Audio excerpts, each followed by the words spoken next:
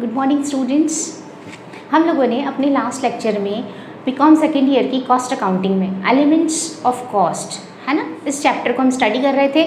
इसमें हमने पढ़ा कि किस तरीके से direct material, direct labour and direct expenses से मिलकर हमारी प्राइम कॉस्ट बनती है, मूल लागत बनती है, और indirect expenses, indirect material, indirect labour से मिलकर हमारी इनडायरेक्ट कॉस्ट बनती है, जिसे हमने ओवरहेड्स भी नाम दिया था। फिर हमने बात की थी कि ओवरहेड्स में 4 कैटेगरीज में हम ओवरहेड्स को डिवाइड करते हैं। इनमें हमने सबसे पहले पढ़ा था फैक्ट्री ओवरहेड्स है ना, कारखाना ऊपरी लागत है, जिसे हमने वर्क्स ओवरहेड भी नाम दिया था। देन उसके बाद हमने बात की थी वर्क्स ओवरहेड के बाद ऑफिस एंड एडमिनिस्ट्रेटिव, प्रशासनिक और कार्यालय व्यय, देन सेलिंग, विक्रय व्यय एंड देन डिस्ट्रीब्यूशन ओवरहेड्स। इस तरह से 4 कैटेगरीज हमने पढ़ी थी। अब बच्चों हम इसमें देखेंगे कि इन एक्सपेंसेस में पर्टिकुलर क्या क्या चीज़ें आती हैं। देखिए इनकी लिस्ट बहुत लंबी है। मैं आपको एक बार एक रिव्यू के फॉर्म में बताती हूँ कि इसमें क्या क्या एक्सपेंसेस हैं। तो जनरली आपको उनके नाम से ही एक्सपेंसेस लर्न हो जाएंगे। फिर भी अगर कोई एक्सपेंस आपको ऐसा लगता है या कोई भी ऐसा आइटम है उसमें जो कि हमें लगता है कि इट्स कंफ्यूजिंग, हमें नहीं समझ आ रहा, it's a part of factory overheads और it's a part of office और it's a part of selling and distribution, तो आप उसे मार्क कर लें और उसे स्पेसिफाई कर लें अपने नोट्स में। ठीक है, तो देखिए इस कैटेगरी में सबसे पहले हम बात करते हैं फैक्ट्री और वर्क्स ओवरहेड की। इसमें हम वही पहले indirect material, then indirect labour, then indirect expenses के फॉर्म में बात करेंगे। तो देखिए फैक्ट्री ओवरहेड्स में क्या क्या इंक्लूड होगा। Indirect materials used in factory, इसमें cost of consumable stores, cotton waste, grease etcetera है ना, जो भी कंज्यूमेबल स्टोर्स हैं यानी कि जो उपभोग योग्य सामग्री है, वो आपका कोई भी कॉटन वेस्ट है, ग्रीस है, ये सारा का सारा फैक्ट्री में ही यूज़ होता है और मैं इसे डायरेक्ट किसी प्रोडक्शन से रिलेटेड भी नहीं कर सकती हूँ, तो इनडायरेक्ट मटीरियल हो गया, तो ये फैक्ट्री का पार्ट होगा। ठीक है, फैक्ट्री का मतलब आपके दिमाग में आना चाहिए it's a part of production. Production में किस तरह क्या यूज़ होगा। Okay, then stores consumed for repairs and maintenance works, यानी कि रिपेयर्स और मेंटेनेंस के लिए भी अगर हम अपने कोई गुड्स, कोई माल, कोई स्टोर्स यूज़ कर रहे हैं तो वो small tools for general use, आपके जनरल यूज़ के अगर कोई भी छोटे मोटे टूल्स यूज़ होते हैं, ठीक है, तो वो भी इसी का पार्ट होगा। Then deficiencies, loss and deterioration of stores, अगर आपके स्टोर्स में कोई भी खराबी आ जाती है, बिगड़ जाते हैं वो, ठीक है, या फिर आउटडेटेड हो जाते हैं, है ना, या किसी भी तरह का उसमें लॉस हो जाता है, तो वो सब इसी का पार्ट होता है। तो वर्क्स या फैक्ट्री ओवरहेड्स में मटेरियल में आपको समझ आ गया, बहुत लिमिटेड चीज़ें हैं, ये 3-4 चीज़ें ही आती हैं।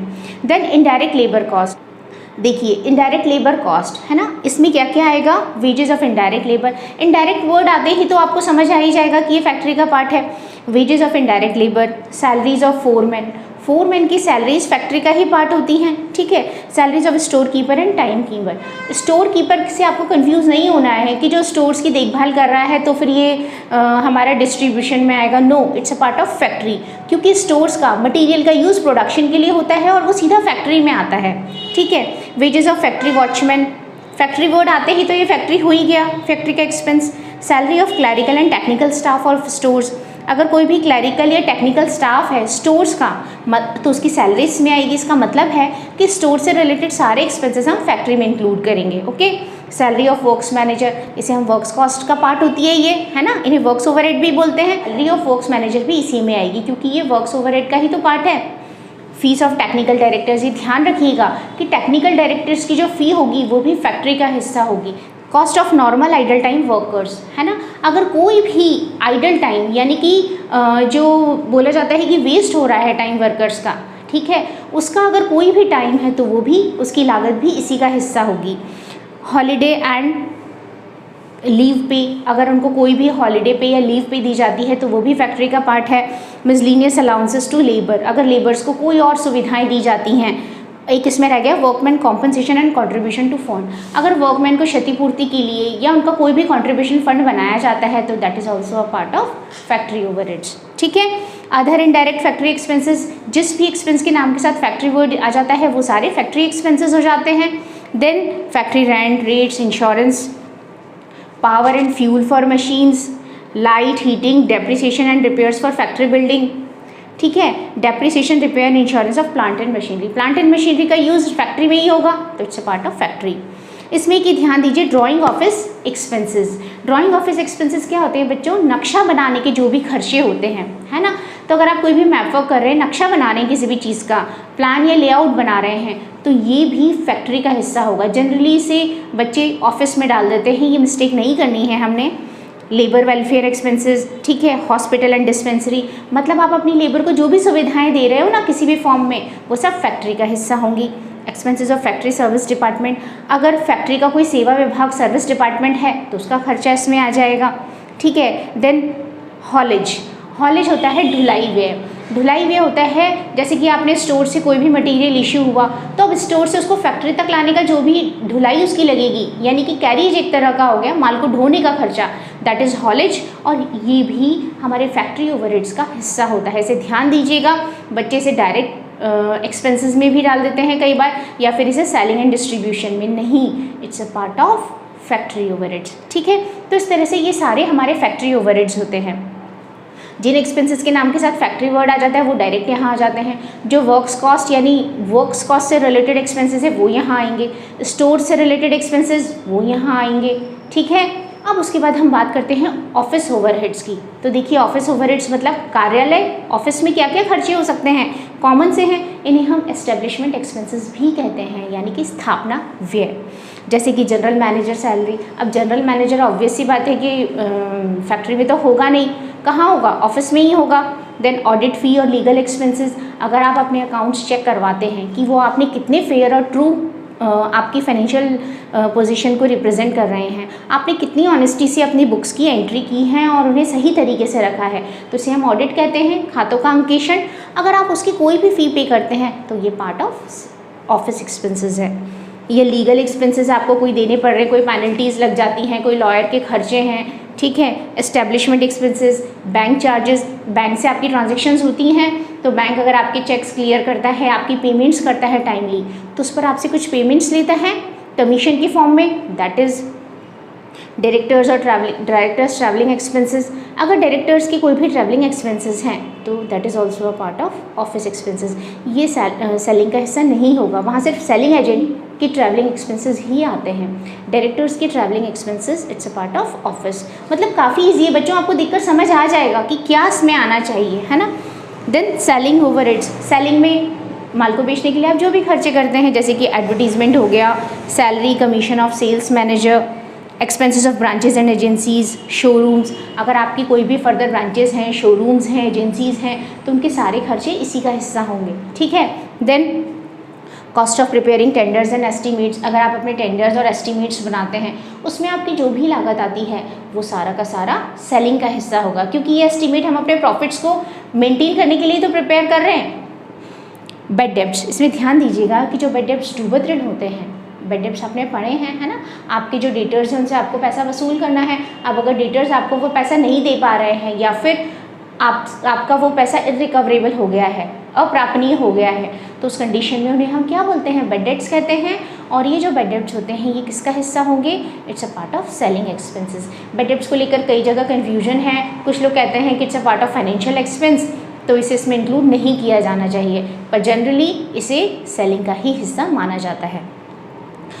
Stock shortage if finished goods of finished goods for sale, अगर आपके पास कोई भी फिनिश गुड्स की शॉर्टेज हो जाती है सेल करने के लिए और उसके लिए अगर आपको कुछ एक्स्ट्रा पेमेंट्स करनी पड़ती हैं, it means that is also a part of selling expenses, ठीक है। देन लास्ट कैटेगरी हमारी आती है डिस्ट्रीब्यूशन। डिस्ट्रीब्यूशन ओवरहेड्स में क्या होगा, रेंट ऑफ वेयर हाउस, यानी कि गोडाउन का किराया। मैंने आपसे बात की थी कि जो गोडाउन से रिलेटेड, गोडाउन को वेयर हाउस बोला जाता है, इस वेयर हाउस से रिलेटेड सारे खर्चे इसमें आएंगे।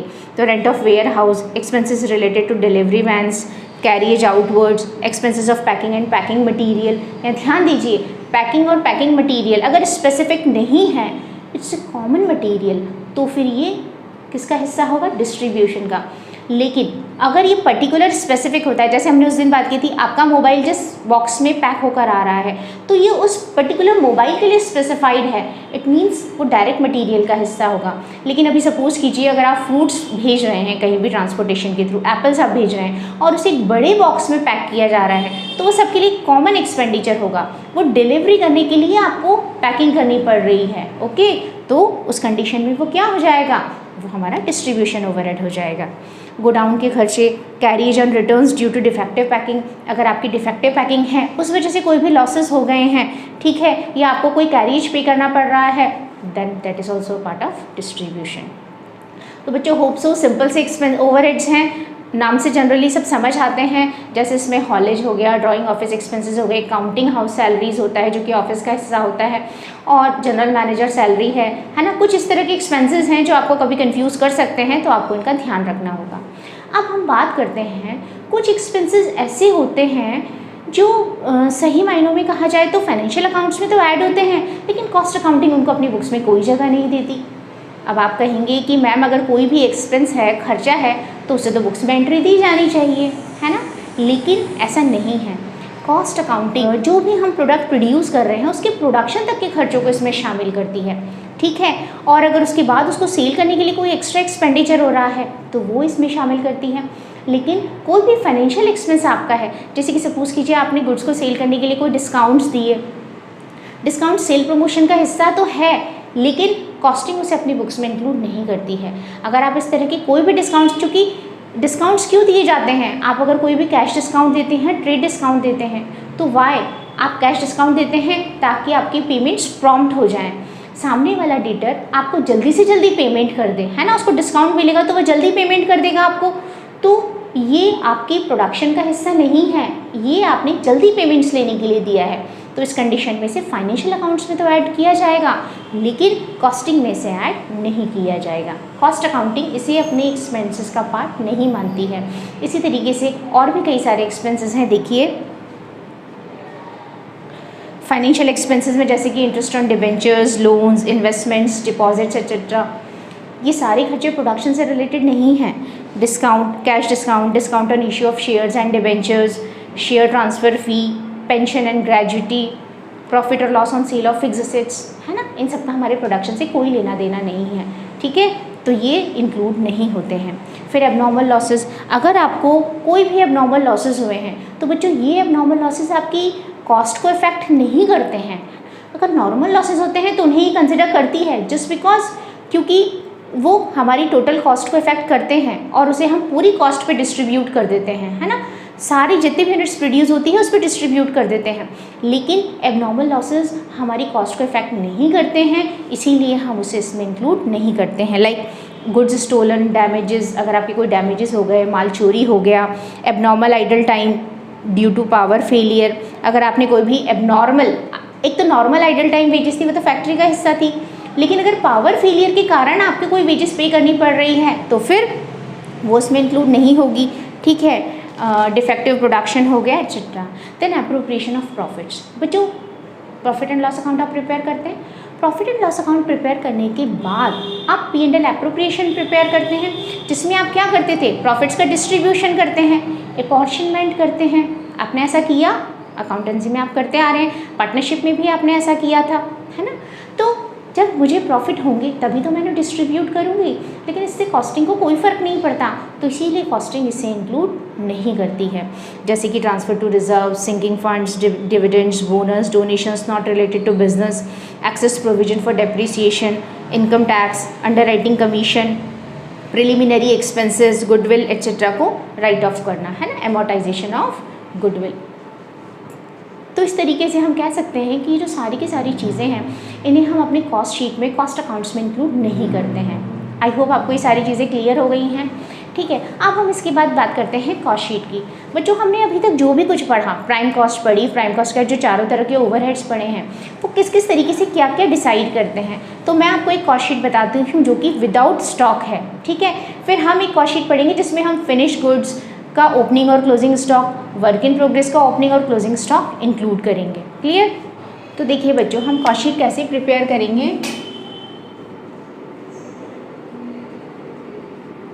इसे हम स्टेटमेंट ऑफ कॉस्ट भी बोल सकते हैं।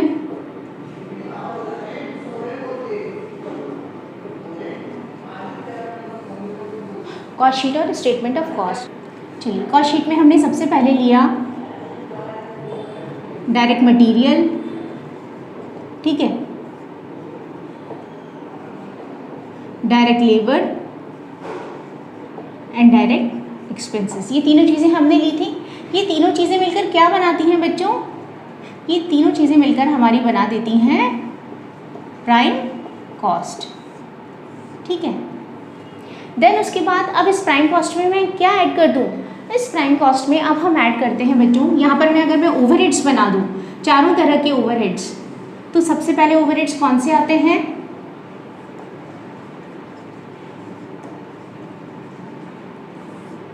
फैक्ट्री ओवरहेड्स, ठीक है।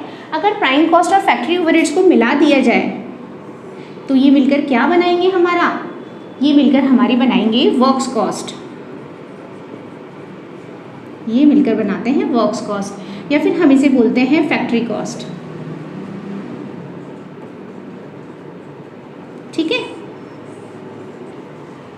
सबसे पहले हमने प्राइम कॉस्ट ली, प्राइम कॉस्ट में फैक्ट्री ओवरहेड्स जोड़े तो हमारी क्या बन गई? Works cost.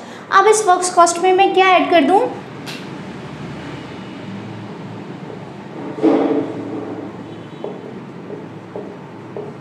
Office and administrative overheads. अब अगर इस फैक्ट्री कॉस्ट में मैं ऑफिस एंड एडमिनिस्ट्रेटिव ओवरहेड्स जोड़ देती हूँ, देखिए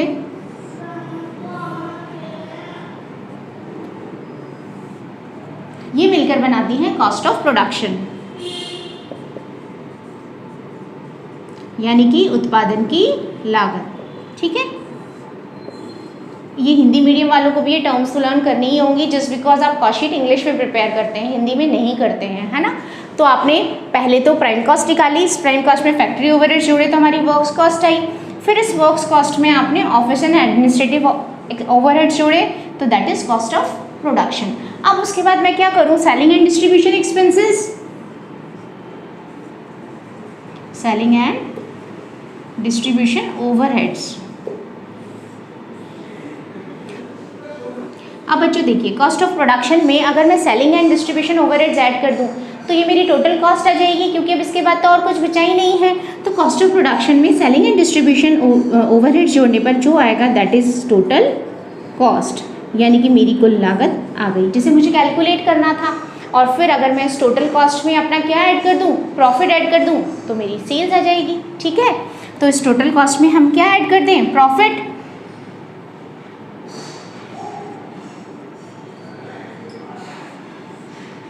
तो जो आ जाएगा वो हमारी क्या आ जाएगी? Total sales.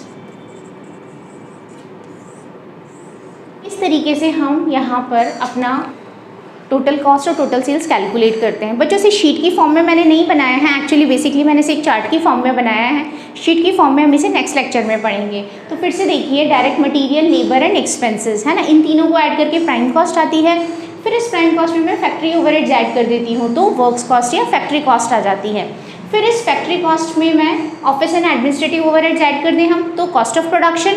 Then cost of production में सेलिंग एंड डिस्ट्रीब्यूशन ऐड किया तो टोटल कॉस्ट, और इस टोटल कॉस्ट में हमने प्रॉफिट ऐड किया तो टोटल सेल्स। यानी कि मेरे कहने का मतलब है कि डायरेक्ट और इनडायरेक्ट कॉस्ट, इन दोनों का टोटल करके हमें टोटल कॉस्ट मिल जाती है। पहले मैंने डायरेक्ट को टोटल करके प्राइम कॉस्ट निकाली, देन उसके बाद मैंने हमारे जो एक्सपेंस ओवरहेड्स थे इन्हें वन बाय वन ऐड किया। फैक्ट्री को ऐड किया तो works cost, office and administrative को ऐड किया तो cost of production, and selling and distribution को ऐड किया तो टोटल कॉस्ट, है ना। देखिए, शीट की फॉर्म में हमारी कॉस्ट शीट विदाउट स्टॉक्स इस तरीके से दिखाई देती है। इसमें भी वही सारी चीज़ें दी हैं मैंने जो आपको बोर्ड पर समझाई है। वही प्राइम कॉस्ट आती है, देन प्राइम कॉस्ट में आपने अपने फैक्ट्री एक्सपेंसेस जोड़े तो वर्क्स कॉस्ट आई, देन वर्क्स कॉस्ट में आपने ऑफिस एंड एडमिनिस्ट्रेटिव ओवरहेड्स जोड़े तो cost of production, then selling and distribution से टोटल कॉस्ट, और इस तरीके से हमारी प्रॉफिट ऐड करने पर टोटल सेल्स आ जाती है ना। तो इस तरीके से हम कॉस्ट शीट प्रिपेयर करते हैं, लेकिन ये विदाउट स्टॉक होती है। अब बच्चों ध्यान दीजिए, आप मैंने ये जो कॉस्ट शीट बनाई है ये बिल्कुल सिंपल कॉस्ट शीट है, जिसमें न तो मेरे पास कोई वर्क इन प्रोग्रेस है, ठीक है, न मेरे पास कोई सेल ऑफ स्क्रैप है, न मेरे पास कोई भी फिनिश गुड्स का ओपनिंग और क्लोजिंग स्टॉक है। लेकिन अगर हम प्रैक्टिकल बात करें तो क्या ये पॉसिबल है? Is it possible? No, it's not possible. तो इसका मतलब अभी हमें इस कॉस्ट शीट में थोड़ी अमेंडमेंट्स की ज़रूरत है ना। तो अब हम अपने नेक्स्ट लेक्चर में पढ़ेंगे कि किस तरह से स्टॉक्स को इंक्लूड करके हम अपनी फाइनल कॉस्ट शीट प्रिपेयर करते हैं, ठीक है।